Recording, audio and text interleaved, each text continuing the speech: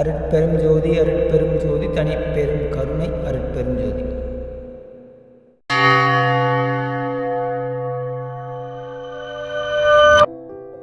தியானத்தில் ஏற்படக்கூடிய அனுபவ நிலைகள்னு ஒரு சில விஷயங்கள் இருக்கு. இது எல்லாமே ரகசியம். பலவிதமான முகநூல்களையும் பலவிதமான யூடியூப் சேனலையும் இன்னும் குருமார்கள் என சொல்லக்கூடிய நபர்களோட நீங்கள் பயணிக்கும் போது உங்களுக்கு ஏற்படக்கூடிய விசித்திரமான ஒரு நிலை உண்டு. ஒரு சேனலை பார்த்துக்கிட்டு இருக்கோம், ஒரு பெரியவங்களை போய் பார்க்குறோம். அப்போ அவங்க சொல்லக்கூடிய விஷயங்களை வச்சு நம்மளுக்குள்ள ஒரு கற்பனை உண்டாகும். அந்த கற்பனை என்ன சொல்லும் அப்படின்னா, நான் போகிற வழி சரி, நான் பண்ணுறது சரி, எனக்கு இதெல்லாம் ஏற்படுது. இன்னும் நிறைய பேர் இருக்காங்க, நான் தெய்வத்தையே பார்த்ததெல்லாம் சொல்லக்கூடியவங்க இருக்காங்க. ஆனால் ஆரம்ப காலகட்டங்களில் இதெல்லாம் தோன்றாது. இதுதான் அடிப்படை உண்மை. ஒரு மனிதன் தன்னோட சரீர இயக்கம் சொல்லக்கூடிய உடல் இயக்கத்தை நிப்பாட்டி மனதை ஒருமுகப்படுத்தியோ அல்லது நிதானப்படுத்தியோ, சுவாசத்தை நிதானப்படுத்தியோ 6 மாத காலம் தியானம் செய்தால் மட்டும்தான் உடல் ரீதியான சரீர ரீதியான மாற்றம் உண்டாகும்.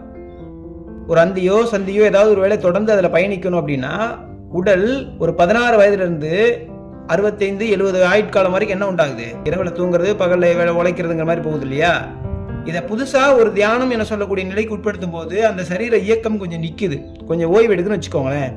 அது ஓய்வு எடுக்குன்னா அதுக்கு தெரிஞ்ச வரைக்கும் என்னன்னா, நல்லா படுத்துக்கிட்டு தான் தூங்கி எந்திரிச்சாதான் ஓய்வுன்னு நினைக்கும்.